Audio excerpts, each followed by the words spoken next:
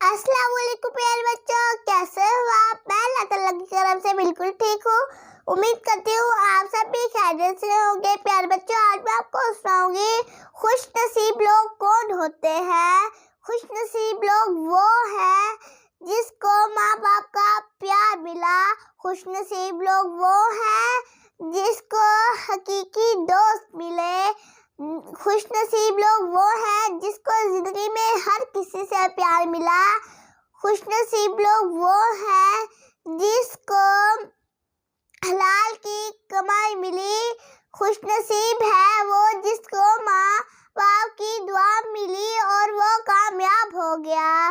कैसी लगी आपको मेरी वीडियो? पसंद आना और मेरे चैनल को सब्सक्राइब भी कर देना, लाइक भी कर देना, पसंद आना। अल्लाह हाफिज।